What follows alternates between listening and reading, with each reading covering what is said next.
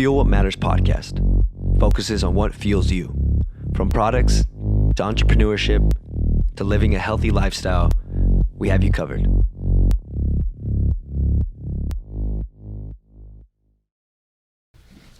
right, cool. Well, hey everyone, welcome to the Fuel What Matters podcast. I'm Jason St Clair, one of the owners. Joining me today is another owner, Andrew Negebauer, and also special guest Anna Sparks from Spark Systems. Anna, thanks for joining us today. Hey, thanks so much for having me. Hello, everyone. That's Andrew. So, all right, this was prompted, this conversation, because of the Vo2 Max Test you did on me, which just like randomly happened because we were introduced, possibly reintroduced on a Zoom call. And I just so happened to have a small procedure done where I got off all the supplements, which I haven't been off in several years. 5 to 6 years, can't remember. But then you offered to do a Vo2 Max Test, which was, for me, I'm so happy that I did it. Those numbers blew me away. But let's start with a little bit about your background and, you know, your history and how you got to where you are today. Sure. So I actually, I started out as a soccer player, so started out definitely in sports since I was 4 years old, and then ended up playing soccer in college, and then ended up going on and coaching soccer in college, but always had a love and desire for performance, for human performance. And then I did my undergrad in exercise science at Ole Miss, the University of Mississippi, where I played soccer, and then went on to get my master's degree in exercise physiology. And everything that I was learning in school, I could apply to myself. And that was the best part about it, was that, I had this desire to kind of hack my own health.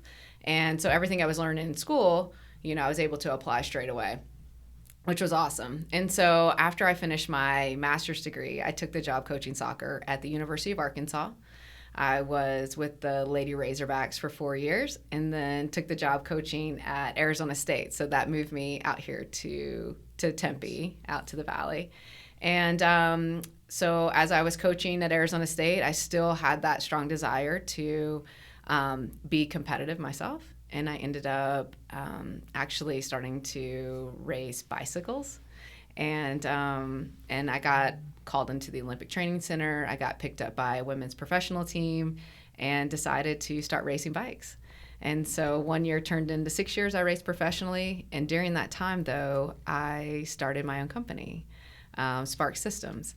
And Spark Systems was all based around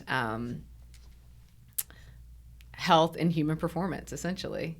So Spark Systems is a health and performance coaching company that utilizes metabolic testing as a baseline in order to provide people with the proper nutrition, the proper movement, the proper breathing plans. So you did a Vo2 Max Test, and that is the beginning of that test, though. We were really looking at your metabolism. Mm-hmm. So what you did was essentially a metabolic test, but we took you all the way to your Vo2 Max, which then made it turn into more of a fitness assessment towards the end of that test. Right. So you mentioned like your past was like a desire. Was there something personal that wanted you to really find out like optimal human performance for yourself, or then help others? 100%. So it started out with a desire for myself, but then quite quickly morphed into, with the coaching, like looking at these girls when I was coaching in college, I absolutely loved it. I mean, every day I would be reading all kinds of articles, like learning as much as I can in order to talk to them about it. How can we become the best versions of ourselves? And so, yes, it was for more athletic performance at that time. And now I would say that it has definitely morphed into more just human and overall health performance. Did you, when you were in coaching in college, did you speak into nutrition with your athletes, or was it more just the training aspect of? So I would say it was pretty heavy on the training aspect of it. But I quite quickly, once I started taking, I actually took a couple like certifications and classes that were speaking more of the sports nutrition side of things. So I started diving into that. And then I was able to speak with the girls and speak with the players, about more of the nutrition, and then combining the exercise with the nutrition, making sure that their daily nutrition mimicked whatever they were going to be doing training wise in order to maximize recovery. That's awesome. You know, Yeah.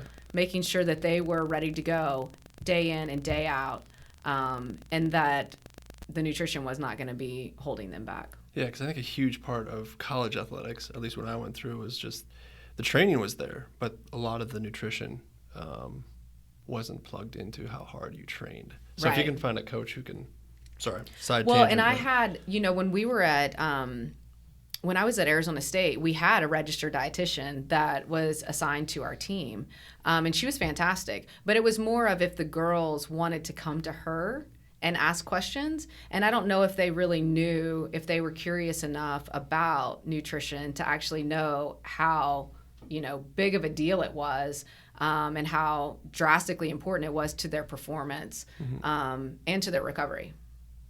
Yeah, no, that's huge. And that, in my own personal experience too, playing professional baseball, like our diets were horrible, and no one taught us proper nutrition, and even supplements. Like they didn't teach us supplements that could be good or helpful, with our nutrition paired.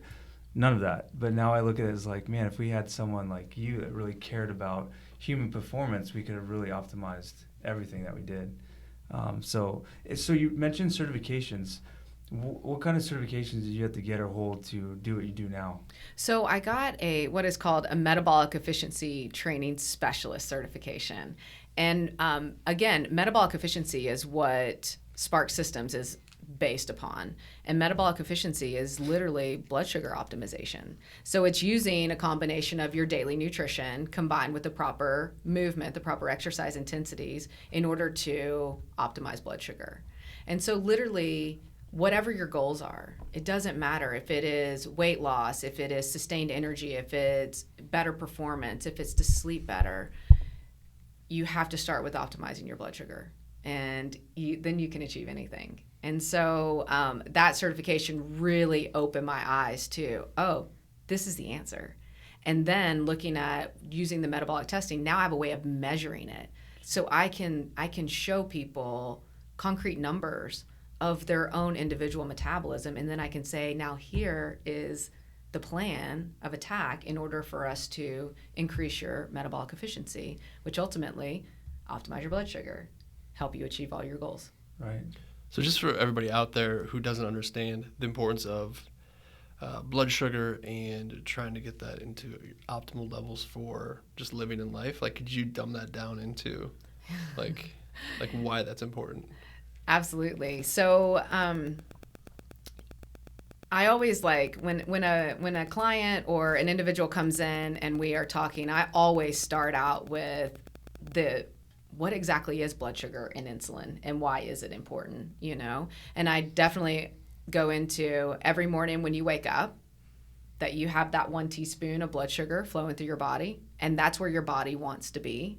And the moment you introduce food in, and especially if it's something that is higher in carbohydrate or higher in sugar, you're going to have a major blood sugar response. So blood sugar is going to go up, and then insulin is going to be released from the pancreas, and it's going to try to come in to try to bring that blood sugar back down to that 1 teaspoon.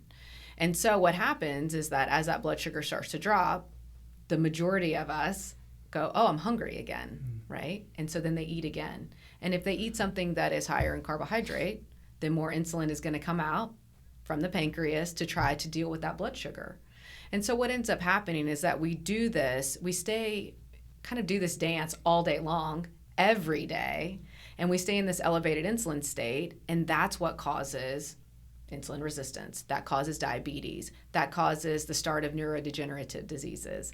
And it causes where our energy, we're on this blood sugar roller coaster all day. And so I always feel that if you can kind of paint that picture for people about what is actually going on, and when you use specific foods that they are going, hey, yeah, I have oatmeal and a glass of orange juice every single morning for breakfast. Well, it's like, wow. Well, do you understand that's why in an hour's time you're hungry, or why you have a bit of brain fog, why you don't feel like you're all there, and you have to go back now for more food in order to try to make yourself feel better, because you know that your state has changed. Well, why has it changed? It's blood sugar.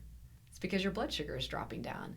But if I can get you to where your blood sugar is optimized all day, well, you're going to have steady, sustained energy all day, which means you're going to have higher mental acuity, which means you're not going to have these energy lulls. And we all want that. Mm-hmm.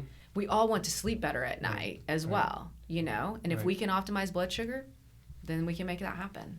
So, sorry. No, you're good. There's my mind's like spinning around. There's so many questions and so many different directions we can go here.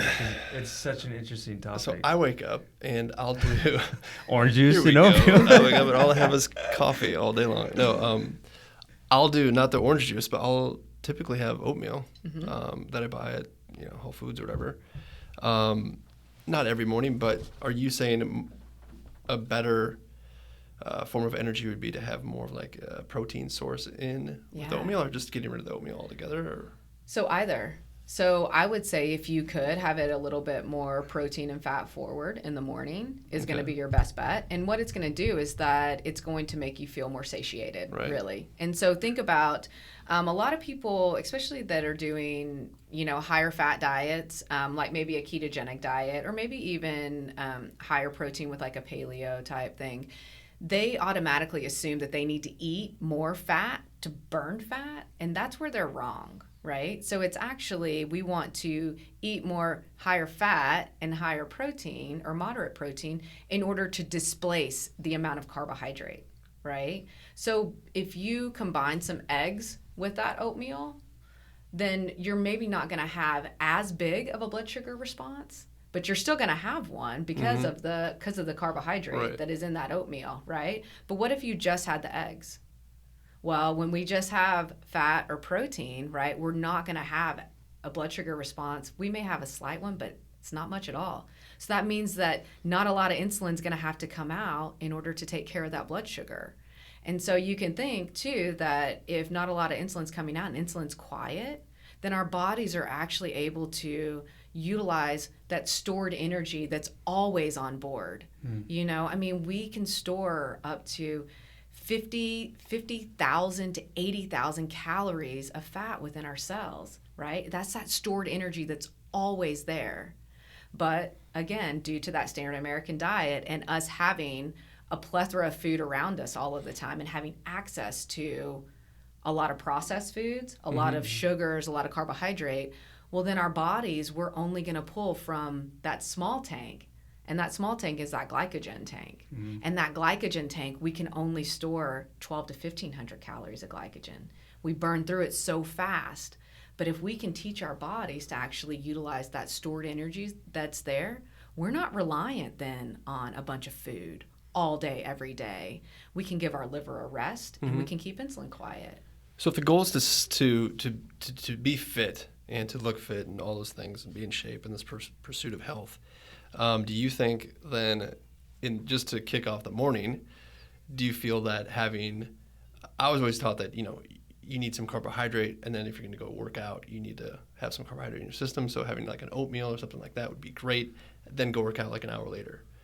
Well, are you saying that if I'm not an athlete, or what would you say to that? So I think that the takeaway here needs to be that you want your daily nutrition to support your activity. So if you're waiting till that morning and then you're trying to eat something to help with that workout that you're going to do in 30 minutes, you kind of miss the boat, right? Okay. So what did you do the day before? What did you do last week? What did you do last month? Right? Okay. Yeah. How do we get our bodies to where they are becoming metabolically efficient, that really, it's not going to be that big of a deal what you eat that morning before that workout. You don't have to, it's almost like liberating, right? You don't have to stress about what you're going to have to try to support that workout right then, right? Okay. Because it's the lead up. It's getting our bodies, and so it's a gradual process. It doesn't necessarily take place just overnight, but you can start making changes immediately, though, in what your body will select for fuel just by addressing that daily nutrition. And so I always say that the three levers that need to be pulled on a daily basis when we're talking about your nutrition framework, the first one would be the quality of your macronutrients, and macronutrients are carbs, fat, protein, okay? So the quality of those. So we're getting processed foods out. We're getting a lot of that sugar out, right? We're eating whole, real food in its real form, right? That's going to be one lever. The second lever is going to be the timing of your macronutrients. So when I was talking about that blood sugar, those blood sugar spikes and drops, right? Well, when you're not introducing food in all the time, and you can keep that insulin quiet and give that liver a rest, that's where I'm talking about the timing, right? If you're constantly staying in that fed state, well, then that blood sugar is going to constantly stay high as well. So we look at, and maybe some people listening to this will think about intermittent fasting.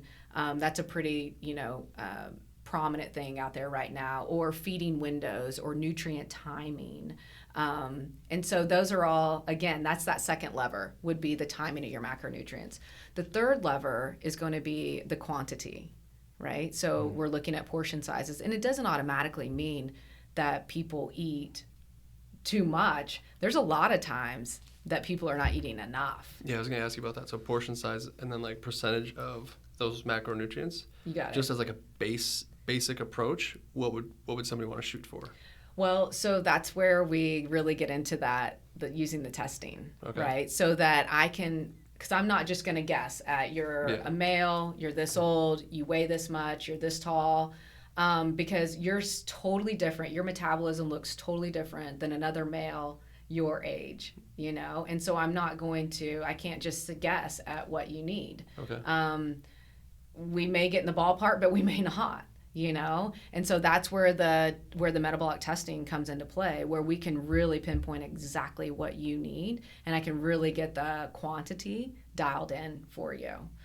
So those three levers, if you pull one on a daily basis, we're winning. If you pull two, even better. Pull three, lights out. Yeah. And just to speak to that too, I learned from the very first test that we did, the Vo2 Max, you had said that I was burning fat 100% resting.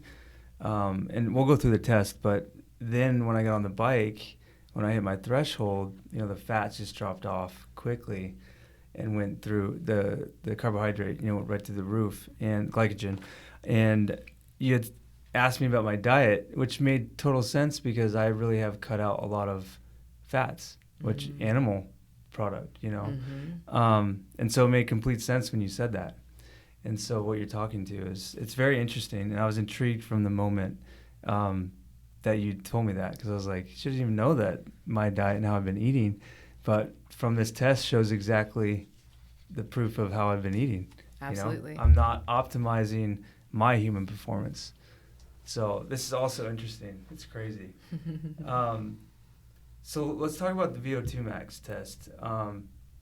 What is Vo2 Max to someone who's listening? Because since we introduced this video, a lot of people are like, well, those are just tests for athletes. So how can you answer that question or that statement? Sure. Okay. Well, so first of all, VO2 is going to be the max. VO2 max is going to be the maximum amount of oxygen you can consume that actually goes to the working muscles, that actually goes to work for your body. When you think about, and that right there already, muscles, you think athlete, right? But if I said it a different way, that essentially a VO2 max, that metric is really talking about how your heart and lungs are working well together. Like now, I think that anybody and everybody who has heart and lungs will understand that this test, a Vo2 Max test, is actually going to show a score of your overall health. I mean, it really is that the be-all, end-all. If you want a test that's going to show you what your overall health looks like, Vo2 Max test is the way to go. So you don't have to be an athlete to do this. Also understanding too that having a higher VO2 max is directly correlated with a lower incidence of developing cardiovascular disease. So it doesn't matter if you're an athlete or not, right? Like everybody can be at risk, but if you can utilize oxygen better, then obviously your risk just continues to go down. And for anybody, like, why would you not want to know then what your VO2 max is, right? Because once, like I say, if you can measure it, you can make it better. So once we know what that is, we can then implement the proper daily nutrition. And that daily nutrition, understand, is going to decrease inflammation. And inflammation is going to inhibit you or prohibit you from utilizing oxygen well if you're in this inflamed state.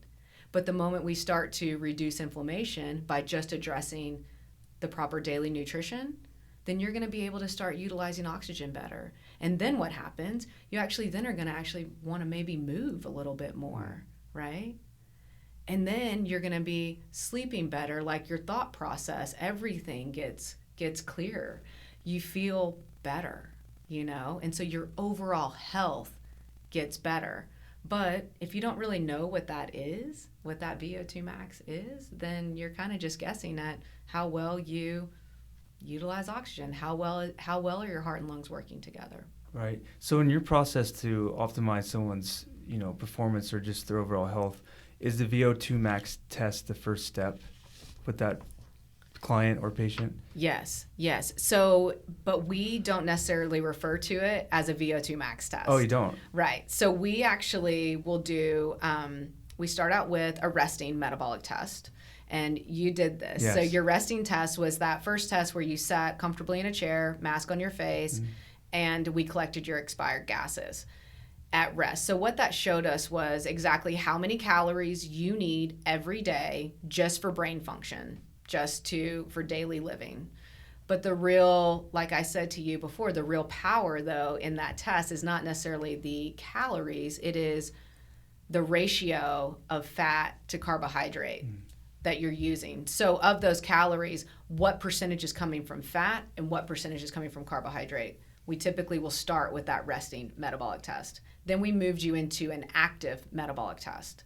Now that active metabolic test, we ended up ending with the Vo2 max. Like that was, but it was all one test. Got it. So an active metabolic test that stopped at Vo2 max, right? Yeah. So understand the beginning of that active test, we were really looking at your metabolism during the beginning. So it was really more of a nutrition assessment. And then as we got towards the end, right, we hit what we call your lactate threshold.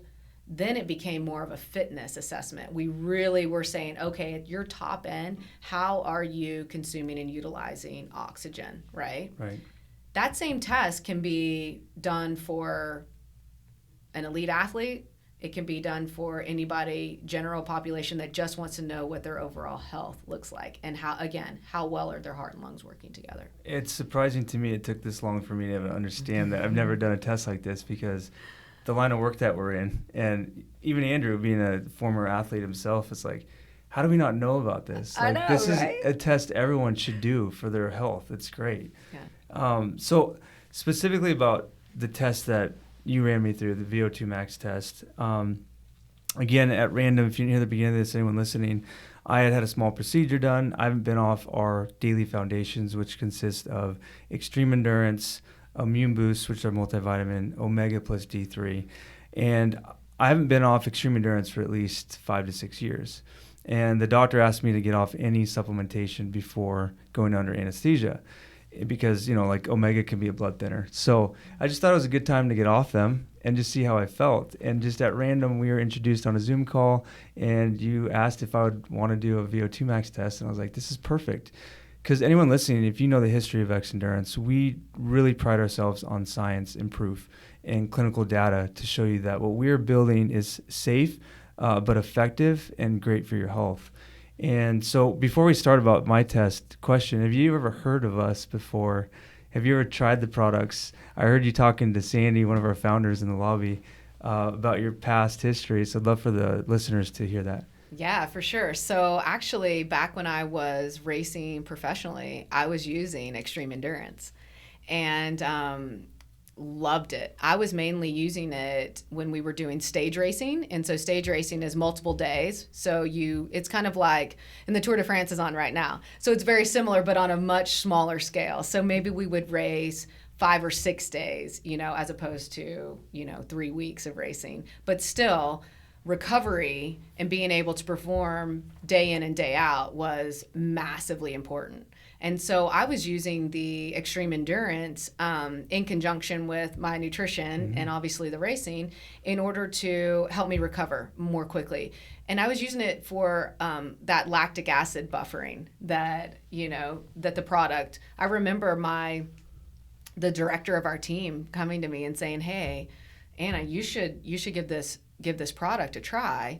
And it just so happened that someone that worked for you guys actually came in, and I was doing testing at that time, and I tested them, and they gave me some of the product, and I was like, "Hey, I'm already using this," And I'll tell you what, I was just as strong on day 1 on day 5 or 6 of every race, and I was putting out the same power numbers as I was on day 1. And I attribute the majority of that to the extreme endurance product that I was taking. So when we got reconnected, fast forward a couple years, I retired a couple years ago. I'm like, "Oh yeah, that extreme endurance product, and you're like, "Hey, we actually have a lot more products now, that we'd like to introduce you to." And I'm like, "Well, I know for sure that product worked. It worked for me. I can vouch, and also my teammates. I got all my teammates on it as well." What year was that? That would have been,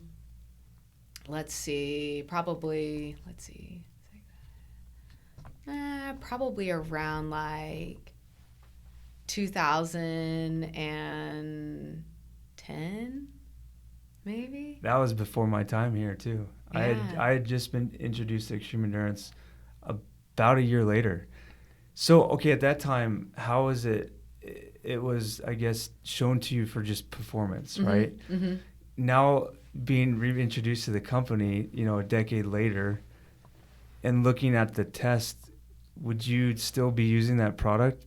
Because you use it as performance, but what you're seeing now in some of our studies that we've done, for you guys listening too, is in 2010, I believe, don't mark my words, we only had one clinical study that was published at that time. But now over a decade, we've had probably over 10, 12 open label clinicals, but 2 have been published now. So we're seeing overall health benefits just from that product. But back in 2010, when I met Sandy and Andrew, we just knew the performance benefits of it. So I guess my question is, would you be, taking this or recommending this product to someone just for their overall health, from what you know now? Oh, for sure. Yeah, absolutely. Awesome. And it was great too to have your test and be able to show that absolutely, like, they will see gains just in overall health. Yeah, and so disclaimer, we have not paid Anna to come in. We didn't pay Anna to do the test. This is strictly just at random. And that's my next question. I am an owner. I am the CEO here at Xendurance, and the test was done on me, right? But is there any way I could have cheated my oxygen, this Vo2 Max Test? Is there any way you could have cheated it? Yeah. Like, could he have faked it? No, unless you no. Actually, I was going, well, maybe if you were taking a bunch of stuff and you weren't telling me, a bunch of medication or something, but still that wouldn't. Yeah. No, and I wasn't. So, yeah. Okay, so let's jump into the study. Before we jump into the study really quick, so you just said that you would take it on a general health basis. Mm-hmm. So who would you recommend it to, just as for overall health, not if somebody's going to come to you and they're not an athlete? Oh, well, really anyone, anyone that is looking to consume and utilize oxygen better, which I think everybody in the world, that should be their goal. Right. So yeah, but think about people that are diabetics, autoimmune disease, people that are having massive amounts of inflammation. I would definitely recommend that they would get on the product in order to help decrease that inflammation, for sure. Love it. Great. I just have ear-to-ear smile right now because that's the message that we want everyone to hear. We are all former athletes, even sitting at this table, and we all want to perform better, but we're out of that. We're not professional athletes anymore, but we still want to feel good and perform good in our daily regimens, even if it's just a quick workout. We want to get better. And I think that's like one of the reasons why Jason and I, our interest was piqued initially with, it's like you, we were very into the performance side of the product, right? And then as we dove into the product and we were with Xendurance for a few years, we realized that we can really affect people's health. And this whole idea of putting people in this pursuit of health and overall the ecosystem of Xendurance is we want people to feel good. And so I think we're trying to achieve that and we're doing these tests so that we can show people that and prove people that we can do this. And it's something that everybody should be on every single day. And I think the biggest thing is also it's just like we want everybody to not saying that we feel great every single day, but we know what it feels like to be an athlete and to be in shape and to run up the stairs and to run after your kids and to chase them down and do those sorts of things. And I think we want that for everyone. So, yeah, I definitely started out just working with athletes, and I would say now the majority of my clientele are not athletes, but they are people that want longevity, that want vitality. And so anything that I can do in order to provide them with the tools to take control of their health, then I'm all in, because I know that I want to have a major impact, on this world. So yeah, and the one thing I loved about Anna, for you guys listening, was she can literally laser focus on the exact macronutrients that we need for proper nutrition. And here at Xendurance, we know that a proper diet comes first. Okay, there's no magic pill, powder, or liquid that's going to make you feel 100%. It's a formula. Yep. But what we are trying to teach people that are part of Team X&D, customers, is that there's a formula, and nutrition comes first. But Anna literally can laser focus down to the micronutrient of what you need to optimize your body.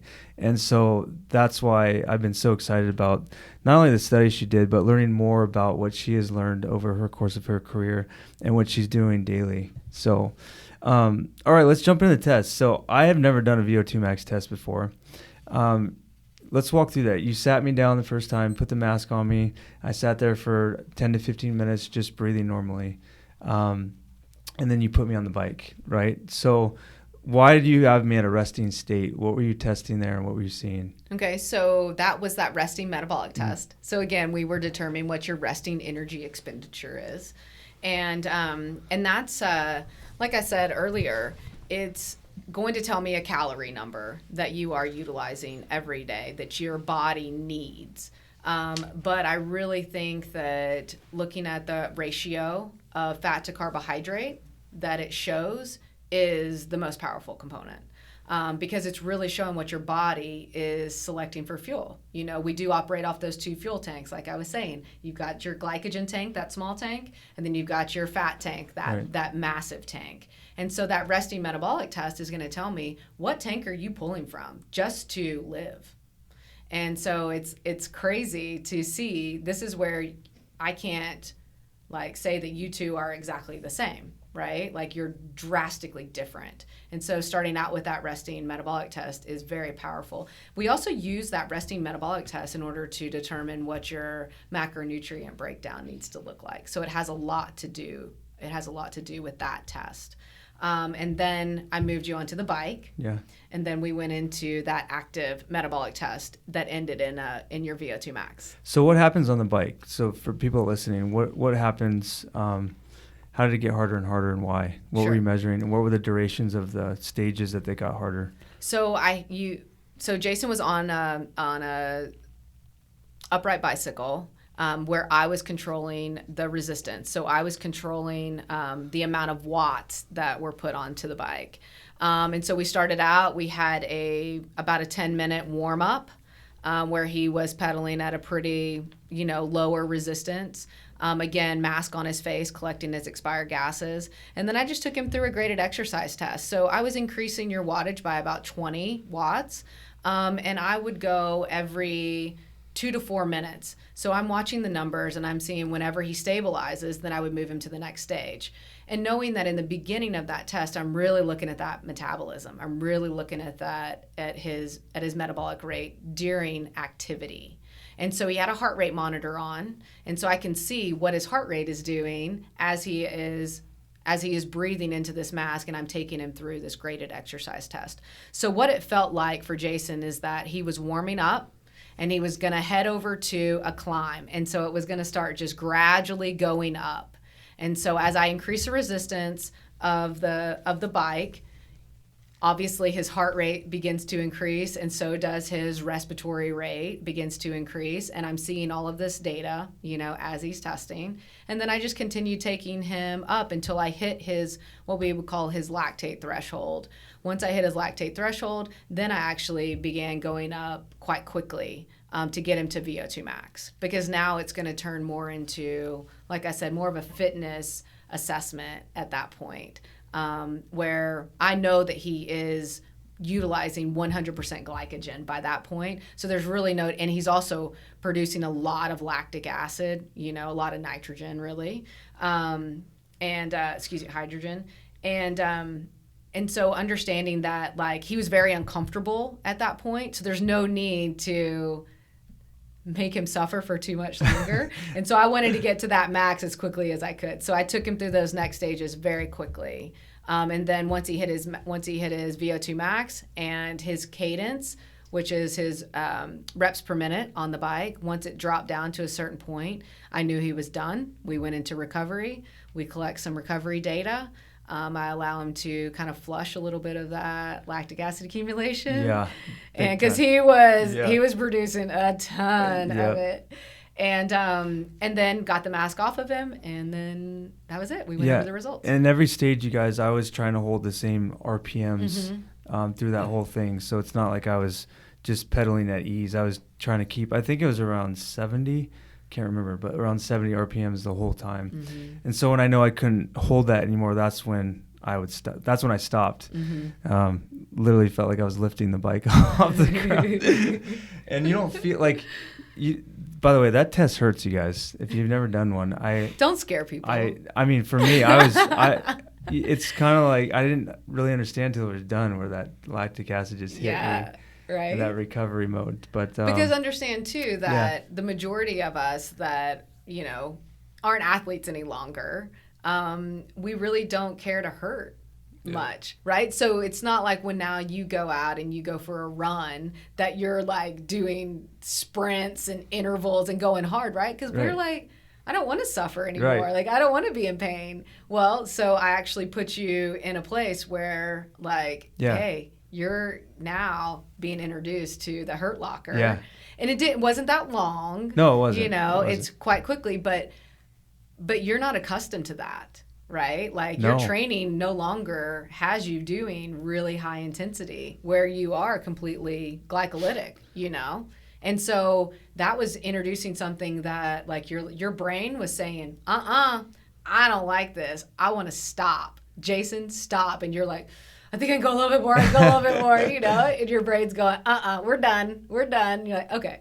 Yeah, and a little background too. So that procedure, I wasn't able to work out a week before, and then I couldn't work out for 2 weeks after that.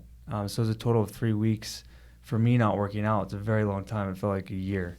And so I didn't really do anything. And I got off, just so you guys know, for this test, for me personally, I got off the Extreme Endurance, the Immune, and the Omega in total 4 weeks for this test. We were going to do a 7-day test initially, but COVID in Arizona kind of happened, so it put a damper on me going back in a week. So it ended up being 14 days. But the real test for me was I felt the difference being off those supplements, especially Extreme Endurance. I hadn't been off it for years. So I came back 14 days later, and we ran through the same exact test, right? Did the stages change, anything like that? Everything was exactly the same.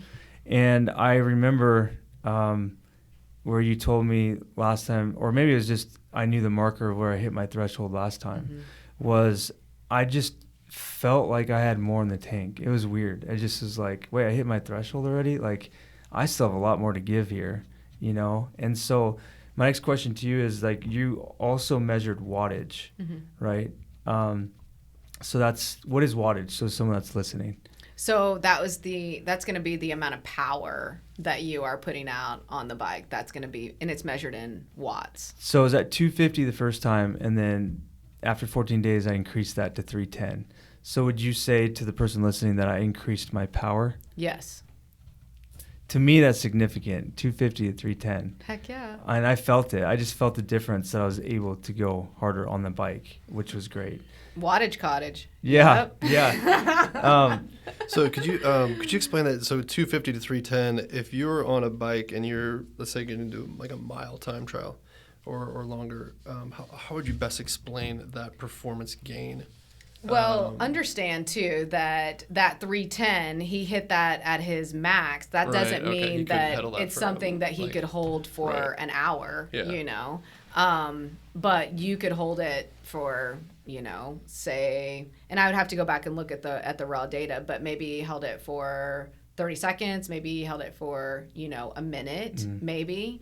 But typically, like when we look at a cyclist power output, we usually will look at what's called, and we don't have to go into this too much, but functional threshold power, which would show how long they could, how many watts, how much power they could put out for about an hour. Okay. And so we don't necessarily do an hour test, but we would maybe do a 20-minute test and then take, you know, 95% of that in order to determine exactly what their functional threshold power is, what they could hold for an hour, you know. So, yeah, so I didn't mean to burst your bubble or anything. Like, this is a huge increase, but you wouldn't be able to hold 310 watts for an hour. But just for the general public, if you, and correct me if I'm wrong, if he was being chased by a killer and he was on a bike and he was using extreme endurance, would he have a better chance of getting away than he did the first trial? Absolutely. Okay. Yes. And I felt that. He was being chased. Yeah, and the initial feeling after the test, I remember recovering a lot quicker. My legs, you know, that threshold, that increase of lactic acid, like I have felt that before, but that first test, I remember walking out of there definitely wobbly. Yep, and the rest of the day too, probably having that, I'm kind of feeling kind of tired, right? It was a big effort. It was hard on your system. It was, and I do remember recovering a lot quicker on the bike because I know Andrew was talking to me. So, I was blown away by that. So let's talk about the actual Vo2 max, like the oxygen increased.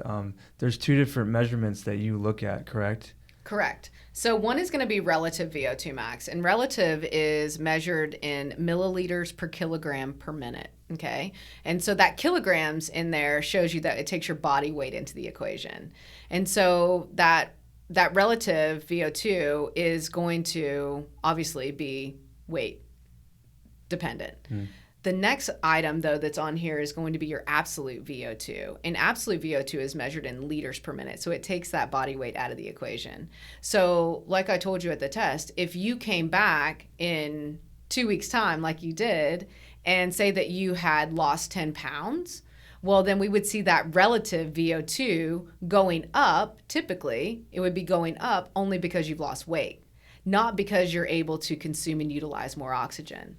And so that's where this is really great when we see the change in VO2 here is because you came back in 2 weeks, you hadn't lost any weight. You were exactly the same as you came in. You were at 180 pounds. Yep.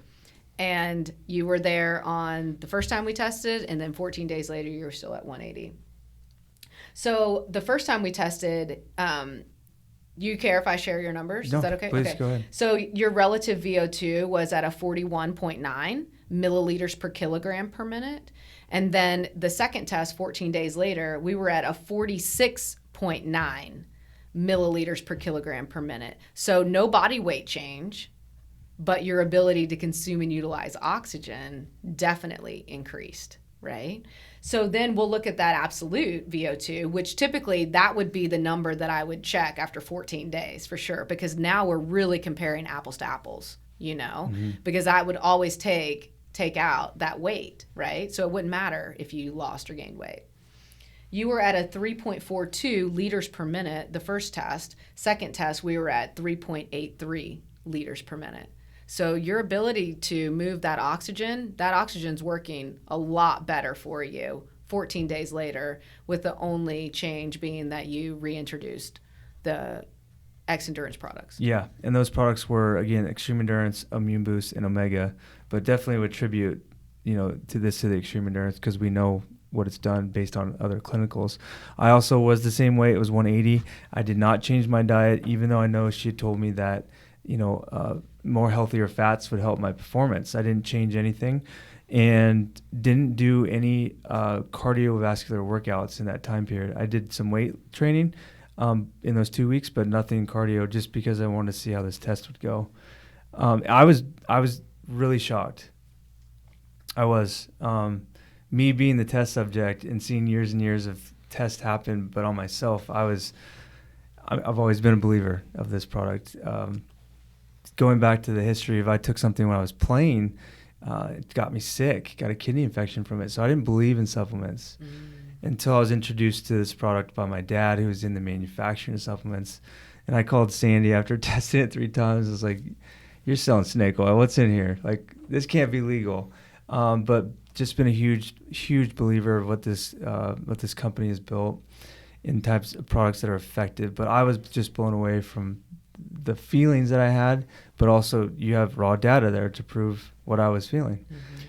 Have you seen anything in your testing that has had this big of an impact on an athlete, or are there other things out there that people could do to improve their VO2 max by that much? Well, typically it is right after they finish testing, we will modify their daily nutrition, we'll modify their exercise, and we'll modify their breathing or their stress management plan.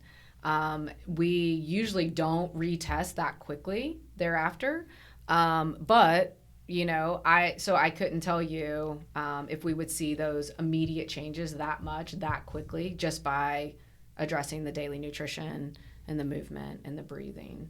So I can't answer that. But we do see changes for sure in all of those metrics. So that metabolic efficiency point, that aerobic threshold, that lactate threshold, that VO2 max. But understand, typically when you are dealing with athletes, even minute changes in VO2 are massive, especially for older athletes. Mm-hmm. Obviously, your younger kids, like, their VO2s will change drastically, or have the capabilities of changing them drastically, as they get older. But for us to do, like a 14-day, trial and just see that we didn't really change anything with you except that you got back on the products, and to see that big of a change, is pretty drastic. How did a doctor perceive these results? So a doctor is going to look at that VO2 max as a indication of if that patient, if they're at risk for cardiovascular disease, right? So if they're not moving oxygen well, then their risk for either that they are about to have a cardiac event is inevitable, or if they're moving oxygen well, then hey, you know what? You're doing great. Like, again, heart and lungs are working well together. Things are good, and that oxygen that you are consuming is going to all of the cells and working really well in your body.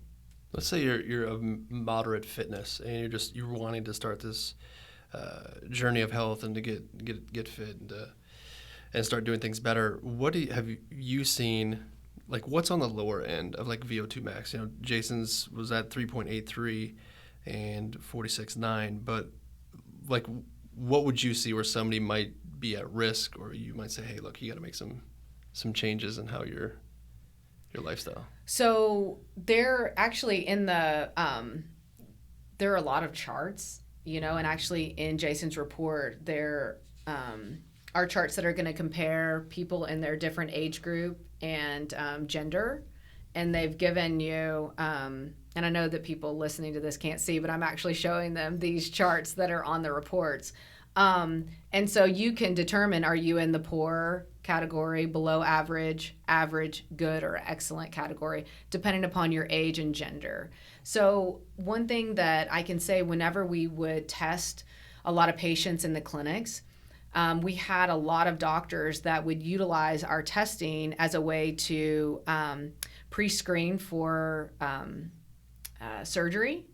So if a patient, if at their lactate threshold, if their VO2 was not at a certain point, then they would not clear them to have surgery, because they know that if that patient went under anesthesia, that there's a strong chance that there would be an incident, that they wouldn't survive, that they weren't healthy enough. Why wouldn't they survive? Like, what would be the cause of? Because their heart and lungs aren't working well, Okay. right? And so they would use an actual VO2 or a cardiopulmonary stress test, is what that Vo2 Max Test is. They would use that in order to decide if a patient was healthy enough to actually go into surgery. And if they weren't, they would send them to us. We would address their daily nutrition. We would address their movement. And then we would send them right back to the doctor if they needed to have that procedure. So would that weed out the fact that there couldn't be a placebo effect in this type of test? Right. That's awesome. Yeah, I mean, because if a doctor's coming to you to test their VO2, I mean, it's, like you said, their heart and lungs working. Right. Because you have to think, if you're not moving oxygen well, your chances of having a heart attack, it's going to happen. Can that test prevent heart attack?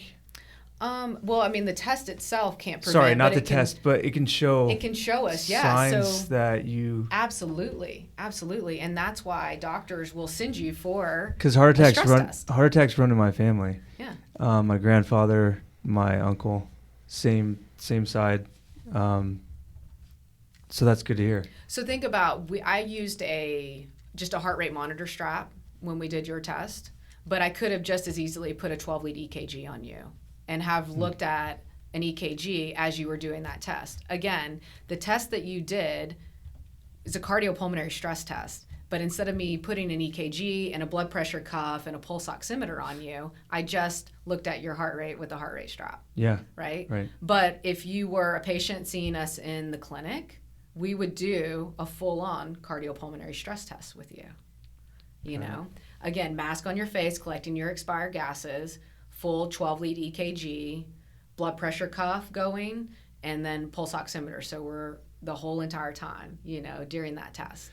So I asked you the question, how would a doctor perceive these results? If he looked at this and saw that the extreme endurance could help one of their patients, would they possibly recommend that to them? I would imagine so. I would hope so. Mm-hmm. Yeah. So this is not just a test nor a product for athletes. Yeah. Right. And that's where, I'm really glad that we're having this conversation, because people do need to know.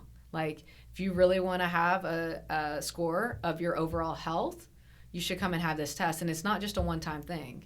It should be something that is repeated as you are making modifications to your health, right? That's a great point. How often would someone need to do that should do that test? We typically will test them quarterly. Yeah, so we'll go, and it all depends on what their goals are too, and how dedicated they are to making some changes. So people really like to see those numbers change, because obviously whenever they're doing this test more frequently, their macronutrient breakdown is going to change, right? Their exercise zones will change, their VO2 max potentially will change. Do we see massive changes in VO2? Quarterly, but we may see some. It depends on what their goals are and the modifications that we're going to make from nutrition, movement, and their breathing. I have so many questions. I'm just thinking, these topics are so interesting to me about health and how we can improve ourselves. And I don't mind addressing this, and you can speak to it. For me personally, on my diet, what would you suggest after doing those tests? So from what your memory was, if you remember. I would say that typically we're going to look at a lower carbohydrate, higher fat, moderate protein, macronutrient breakdown. And that typically we know is going to optimize blood sugar. But again, when we go back to those levers, I'm going to educate you on the quality that you're going to put, the quality of those macronutrients I'm going to educate you on the timing of those, and I'm going to also educate you on the quantity that you need, right? And so that's going to come from the testing. So I would be able to tell you exactly what you need to be eating every day to support any activity, whether it be going to work. Yeah. Whether, no, I'm not, when I say activity, I don't just mean exercise. I mean just daily living, Mental function, yeah. Mental It's function, huge. sleeping, that's going to support your sleep, which is where a lot of the magic happens. Let's talk about sleep really quick, because that's come up a lot for me in the past, I'd say month, questions about sleep. We actually did a promotion on our sleep product as well. But what are your thoughts in your profession about sleep? Yeah, so in order to maximize sleep, typically 3 things have to happen in concert every day. One is that adenosine needs to be high. And adenosine is adenosine triphosphate, so ATP. Yep. That's our energy currency. You build adenosine through movement. So the more you move throughout the day, the more adenosine you're going to build. And so if you think by the end of the day that as long as you've moved your body quite a lot, and again, that doesn't necessarily mean high intensity exercise or, a lot of cardio. It could just be like just moving around your office, just making sure that you're moving your body to build that adenosine. So adenosine needs to be high. Cortisol needs to be low. Cortisol is that stress hormone. Yeah. And so typically in the morning, cortisol is going to be at its highest. And as the day goes on, cortisol should be dropping down. But if you are super high stressed, and maybe that stress is coming from, it could even be coming from the food that you're eating, right? Brings on a lot of stress. It could be coming from the exercise that you're doing, brings on a lot of stress. Or it could just be outside, environmental stress that's coming on. But we would tend to hope that if people can get a grip on some of their stress, that cortisol will be at its lowest point by the time they're ready to go to bed. And the third thing is melatonin needs to be high. And melatonin, is dictated by light and metabolism, right? And so making sure that melatonin by the time you're ready to go to bed is at its highest point. And we can do that through getting artificial lights out, of our lives, making sure that we're not eating right before bed, so that our bodies aren't trying to metabolize all of this food when it's supposed to be rest, recover, sleep, right? So those 3 things, if those 3 things happen in concert, you're going to maximize your sleep cycles. You're going to maximize your circadian rhythms. You mentioned cortisol, which is stress. And I think especially right now, everyone's feeling that, dealing with that. Any, particular suggestions you have for people listening for cortisol levels on how to lower that? Well, so, stress levels, I always say that like our 3rd pillar of health with Spark Systems is that breathing. And so if you want to try to decrease those cortisol levels, you got to start with being able to utilize some of the breathing techniques. You can call it mindfulness, you can call it meditation, or you can just call it belly breathing or diaphragmatic breathing. And that way you can actually calm your brain down. When we can calm our brain down, obviously we can try to decrease that stress and decrease some of that cortisol. She is 100% right. It's so weird how this all comes together. When COVID happened, I started a new leadership program, and the basis of that program was breath work. Yep. Awesome. Yeah. And we talked about it because you're like, hey, do you need breath work? I was like, yeah, I'm practicing every day. But I've seen a huge difference in my stress. Well, and you have to understand that that test that you did, when we put that mask on your face, that's what we're collecting is your breath. Right? We're collecting those expired gases. So breath is like the key to everything. The only true way to measure metabolism is through breath by breath gas exchange, and so it's extremely powerful. And if you can think about the more of that CO2 that you can exhale and the more oxygen that you're breathing in that's working for you, you can keep your brain calm. You can reset yourself at any time during the day just by taking a couple belly breaths. It doesn't need to be 10 minutes. It doesn't need to be 20 minutes. It could be 2 breaths, boom, reset, and then you go on with your day. But also all of the stuff that's happening hormonally just from taking those 2 breaths is insane. Great advice. Thank you. Oh, no, you got to go? Well, I just need to, what time? It's 2:27. Yeah, I've got to be in altitude at 3. Yeah, no. Yeah, no worries. We can end, Yeah, we can end it. Yeah, we can edit this. So you want to... I'll end it, yeah. Well, Anna, thank you so much for joining us. This test was so intriguing for me, and I wanted to bring you into our bubble to really help impact what our mission is here at Xendurance, to help people with their health, and not just physical side, but like we just talked about, mental. So thank you for coming in with your expertise and sharing your knowledge and your experience in your career. It's super powerful for everyone that's going to listen to this. Yeah, thank you so much. We appreciate it. Yeah, thanks so much for having me, and let me know. I'd love to come back.